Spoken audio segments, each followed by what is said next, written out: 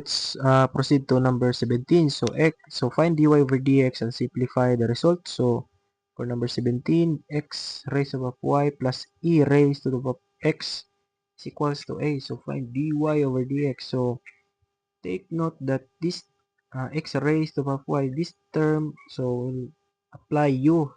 So we have so we can have all to be directly to be have a du, so its first derivative.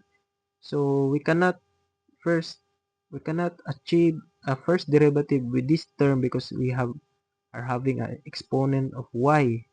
So to do this, so let u is equals to x raised of y, so that we can apply natural logarithm. So we have ln u is equals to ln x raised to the power y. So take note that ln a raised to the power b is just equals to b ln a. So we have ln u is equals to y ln x. So we have now ready to differentiate with respect to x. So 1 over u du over dx is equals to y. So we have 1 over x times 1 plus ln of x times y prime. So we have du over dx all over u is equals to y over x plus y prime ln of x. So we have du over dx is equals to u times y over x plus y prime ln of x. So take note that u is equals to x raised to the power y. So x raised to the power y. So we have du over dx is equals to x raised to the power y. So y over x plus y prime ln of x. So take note of this value of du over dx. So its first derivative. So just we're now just rewrite the equations. X raised to y plus e raised to x is equals to a. So we are now ready to differentiate with respect to x into its first derivative. So just copy this term. So we have x raised to y multiplied by y over x plus y prime ln of x plus, so derivative of e raised to x is just equals to itself, e raised to x times 1 d over dx. So derivative of a is just constant 0. We have x raised to y.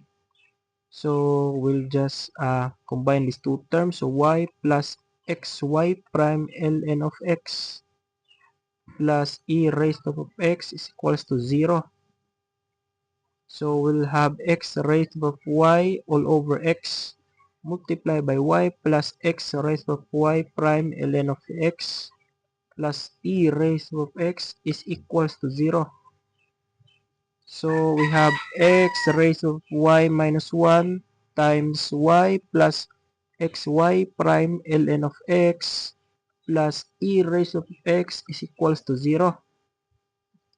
So we'll now distribute. So we have y times x raised to y minus 1 plus x y minus 1 plus 1 y prime ln of x plus e raised to power x is equals to 0. So we are will distribute. So there is a positive 1 here, so that we add. So let's simplify. We have just copy. So y times x raised to y minus 1. So why is it that y minus 1? So just as earlier problem, so we have x raised to a all over x raised to b is just equals to x raised to a minus b. So it is just it is just y minus 1. So we have, so this one will be cancelled. So we have plus x raised to y prime ln of x plus e raised to y is equals to 0. So just combine the y prime. So we have y prime multiplied by x raised to y ln of x is equals to negative e raised to the power of x minus y, x raised to the power of y minus 1. So we have y prime is equals to negative e raised to the power of x minus y times x raised to the power of y minus 1 all over x raised to the power of y ln of x. So this is now our final answer. So let's check if our answer is correct.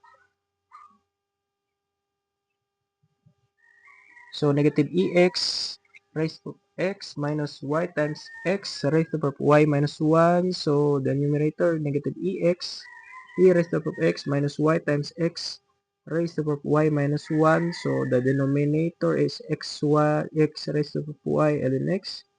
So xy the x raised to the power of y ln x. So our answer here is correct. So let's proceed to another number.